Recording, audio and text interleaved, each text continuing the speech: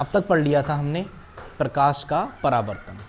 प्रकाश के परावर्तन से संबंधित जितने भी संभावित टॉपिक थे सारे के सारे ख़त्म कर लिए थे। अब अगला चैप्टर इसमें आएगा, वह है प्रकाश का अपवर्तन। प्रकाश का अपवर्तन।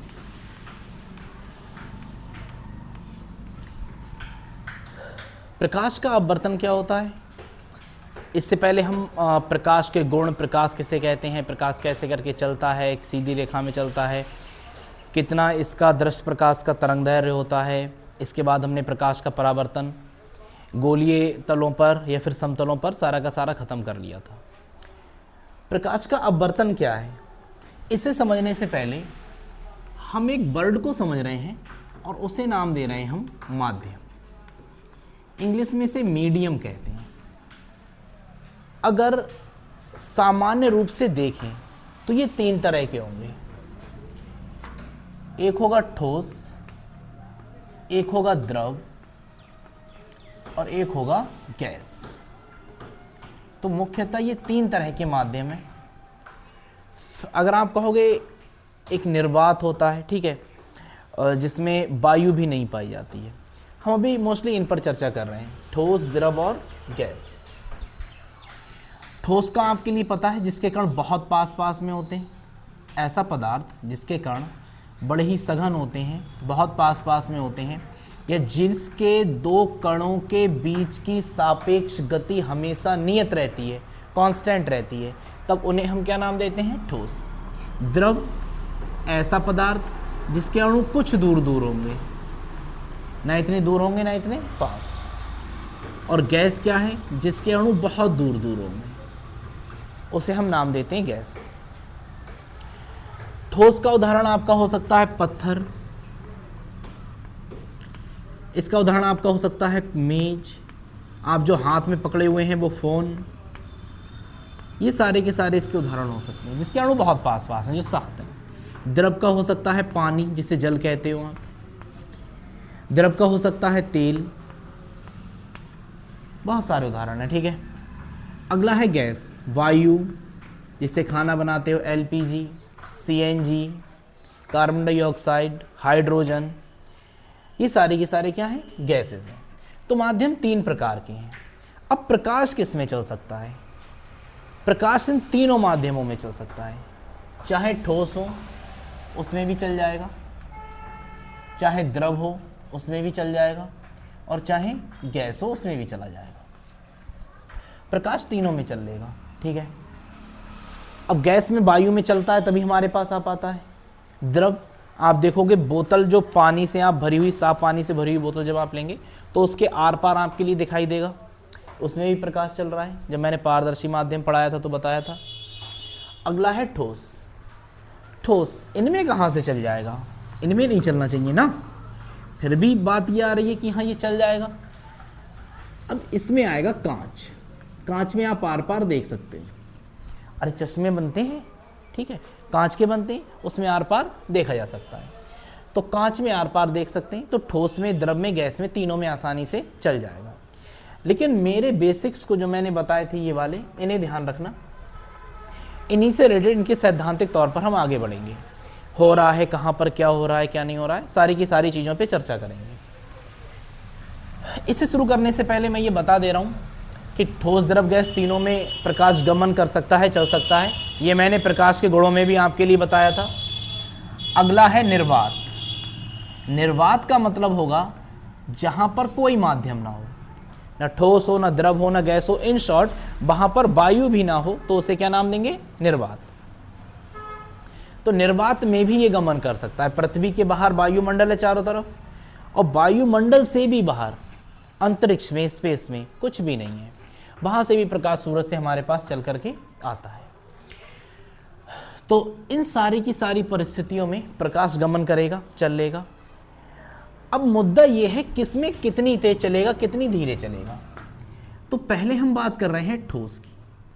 अच्छा, ठोस की बात करने से पहले लॉजिक लगाओ, दिमाग से सोचो कि अगर आप इस जगह पर, जहाँ पर कई लोग दूर दूर खड़े हुए हैं, दूर दूर खड़े हुए हैं जहाँ पर लोग, उसमें अगर आपके लिए भागने के लिए कहा गया जहाँ थोड़ा पास है उसमें भागने के लिए कहा गया, या जहाँ सबसे ज़्यादा पास में उसमें भागने के लिए कहा गया।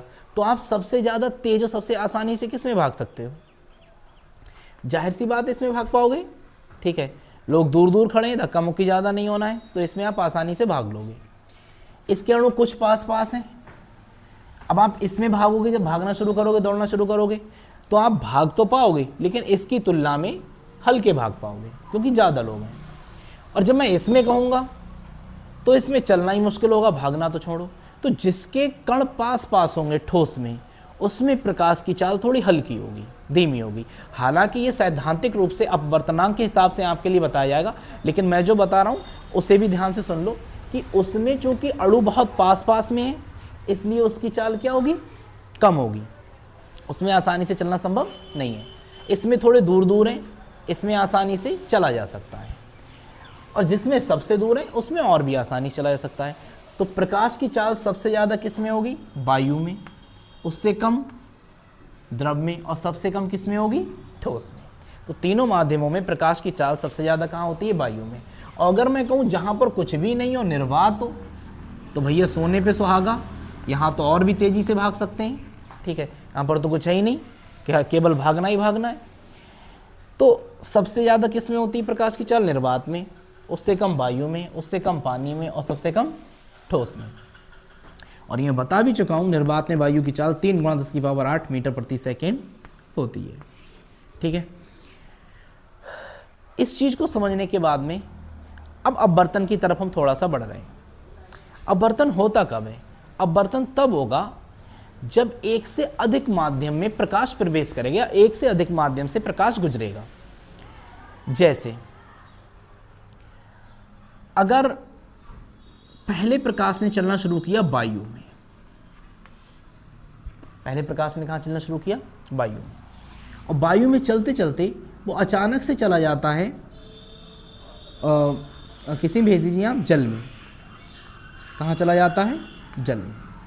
वायु में चलते चलते कहाँ पर पहुँच गया? जल में। अब उसने चूंकि माध्यम चेंज किया है, ठीक है, उसने माध्यम चेंज किया है, तो उसकी गति तो बदलेगी। गति बदलेगी तो वह अपने मार्ग से थोड़ा सा क्या होगा? भटक जाएगा। मान लीजिए नीचे तालाब था, पानी था, ये जाना कहाँ चाहिए था? सीधा, और मुड़ जाएगा थोड़ा सा अंदर की तरफ, ठीक है। तो यही घटना हमारी अपवर्तन कहलाती है। अपवर्तन क्या है? जब प्रकाश किरण किसी एक माध्यम से, माध्यम यहाँ पर पारदर्शी होगा, पारदर्शी होगा तभी प्रकाश चल पाएगा, ठीक है। तो अब मैं अगर माध्यम इसमें कहूँगा तो आप कंसीडर करेंगे पारदर्शी माध्यम। मैं पारदर्शी इसलिए भी बार बार नहीं कहूँगा क्योंकि अगर प्रकाश प्रवेश कर पाएगा इसका मतलब वो पारदर्शी है, तभी प्रकाश प्रवेश कर पाएगा, वरना प्रकाश नहीं चल पाएगा। तो जब एक प्रकाश किरण एक माध्यम से दूसरे माध्यम में प्रवेश करती है, तब वह अपने मार्ग से विचलित हो जाती है। विचलित का मतलब है उसे जिस दिशा में चलना चाहिए वह उस दिशा में नहीं चलेगी। इस घटना को हम प्रकाश का अपवर्तन कहते हैं। This phenomena is called refraction of light. तो मैं एक बार फिर से बता रहा हूँ, जब कोई प्रकाश किरण किसी एक माध्यम से दूसरे माध्यम में प्रवेश करती है, तब वह अपने मार्ग से विचलित हो जाती है। इस घटना को प्रकाश का अपवर्तन कहते हैं। अब ये आपके लिए देखने के लिए कहाँ कहाँ मिलेगा? रात में तारों का टिमटिमाना, या सूर्योदय के समय सूरज का क्षितिज से ऊपर आभासी रूप से नजर आना, ये मैं बताऊंगा सारे के सारे अपवर्तन के जो अनुप्रयोग हैं उसमें, ठीक है। बहरहाल क्या बताया कि अगर मान लीजिए नीचे तालाब था, ठीक है, पानी भरा हुआ था यहाँ पर, जल, ऊपर से एक प्रकाश किरण आई और इस तालाब पर टकराई। ऊपर तो था वायु और नीचे क्या था? जल। तो वायु से जल में प्रवेश करेगी तो जाना कहाँ चाहिए था? सीधा। भाई जब प्रकाश, मैंने बताया था आपके लिए, प्रकाश एक सीधी रेखा में गति करता है, जाना कहाँ चाहिए था? सीधा। लेकिन सीधा ना जा करके वह अपने मार्ग से थोड़ा विचलित हो जाएगी। इस घटना को हम प्रकाश का अपवर्तन कहते हैं। अब जो सबसे ऊपरी वाला सिरा होगा जहां से ये किरण दूसरे माध्यम से टकरा रही है, अपवर्तन हो रहा है तब हम इसे नाम देंगे अपवर्तक पृष्ठ। क्या नाम देंगे? अपवर्तक पृष्ठ। ठीक है। तो दो माध्यम जब अलग अलग हो रहे हैं तो उनके लिए जो अलग करने वाला पृष्ठ है उसे हम नाम देते हैं अपवर्तक पृष्ठ। और जो किरण आ रही है उस आने वाली किरण को नाम देंगे हम आपतित किरण।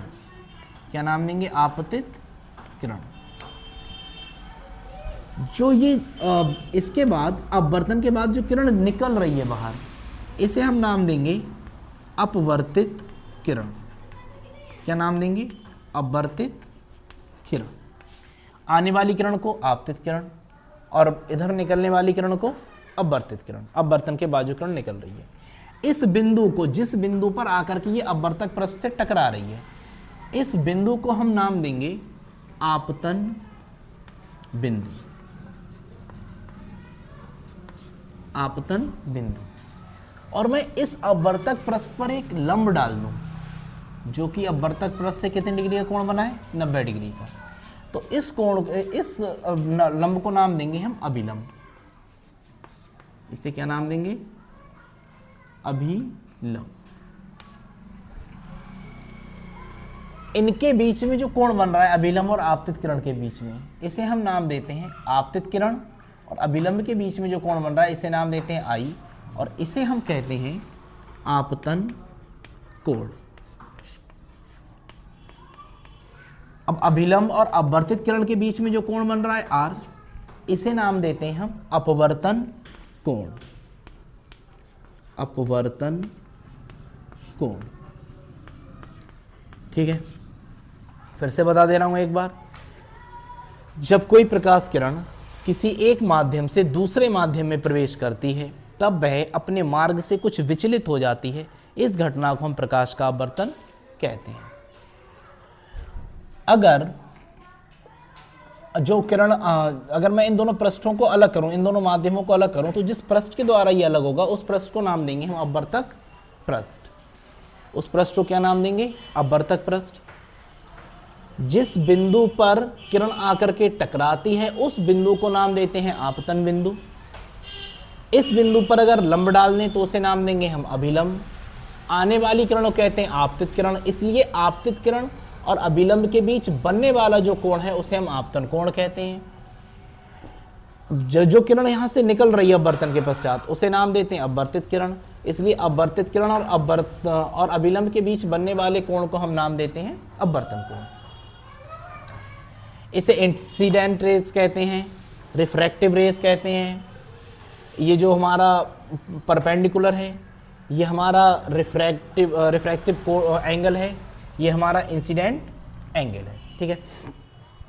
इन सारी चीज़ों के आगे अब ये कब इस तरफ मुड़ी, अब ये भी तो घटना हो सकती है कि इस तरफ मुड़ी, इस तरफ भी तो मुड़ सकती थी। अरे भाई, कोई अगर किरण इस तरफ मुड़ी तो दिमाग में ये भी तो विचार आ सकता हो सकता है इस तरफ मुड़ जाए। तो देखते हैं कब किस तरफ मुड़ेगी, किस तरफ नहीं मुड़ेगी, ये मुड़ क्यों रही है। एक मुद्दा ये भी है। ठीक है। मैंने आपके लिए क्या बताया था कि आप इमेजिनेशन करो, यहाँ पर तो वायु है, यहाँ पर कण कैसे होंगे? दूर दूर होंगे। लॉजिकली देखो, अगर यहाँ पर कण कैसे होंगे? दूर दूर होंगे। इन दूर दूर कणों में और इन पास पास कणों में इसके कण थोड़े इसकी अपेक्षा कैसे होंगे? पास होंगे। अब जिसके कण पास पास होते हैं वो घना होगा ना, तो जिसके कण पास होंगे, एक माध्यम की अपेक्षा दूसरे माध्यम में पास कण होंगे, उसे नाम देंगे हम सघन। इसे हम तभी पता कर सकते हैं हम दूसरे माध्यम से कंपेयर करेंगे। अगर दो माध्यमों की अगर तुलना कर रहे हैं और जिस माध्यम में कण ज़्यादा पास पास हैं उसे नाम क्या देंगे? सघन माध्यम। और जिसके कण दूर दूर हैं उसे क्या नाम देंगे हम? विरल माध्यम। दो की अगर तुलना कर रहे हैं दो माध्यमों की, तो उसे एक को कहेंगे हम विरल और दूसरे को क्या कहेंगे? सघन। इससे कण कैसे होंगे? दूर। दो माध्यम तुलना करने पर जिससे कण दूर होते हैं उसे नाम क्या देते हैं हम? विरल। और जिसके कण पास होते हैं उसे क्या नाम देते हैं? सघन। तो वायु के कण दूर हैं तो इसे नाम क्या देंगे? विरल। और इसके कण पास पास हैं, इसे क्या नाम देंगे हम? सघन। अब आप इमेजिनेशन करो कि आप एक शादी हॉल के बाहर खड़े हुए हो। ठीक है।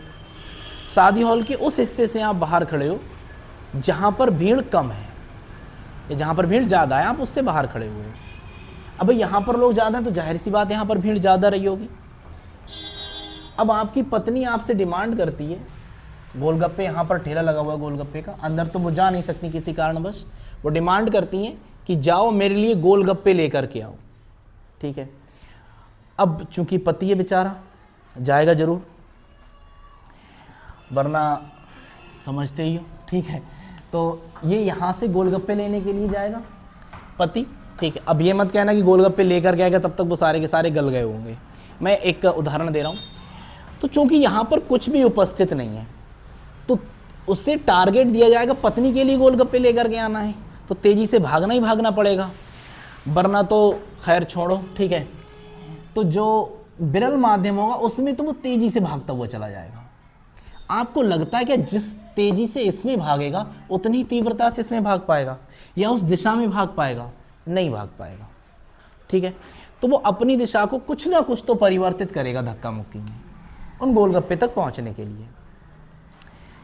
तो अपने लिए तो नहीं लाता ये, उसके लिए लेकर के आएगा। तो आपने देखा एक में स्पीड कैसी थी? ज़्यादा, और दूसरे में स्पीड कैसी थी? कम। तो जिसमें स्पीड ज़्यादा थी उसमें तो तेज़ी से चला गया, जिसमें स्पीड कम थी उसमें तिरछा तिरछा गया है। ठीक है, या फिर आप ये कहो दोनों में स्पीड अलग अलग थी तो दोनों की दिशा भी कैसी हो गई? अलग अलग हो गई। इस कारण प्रकाश का अपवर्तन होने की घटना होती। सवाल पूछा गया है पेपर में, प्रकाश का अपवर्तन किस कारण होता है? तो अलग अलग माध्यम में प्रकाश की चाल कैसी होगी? अलग अलग होगी।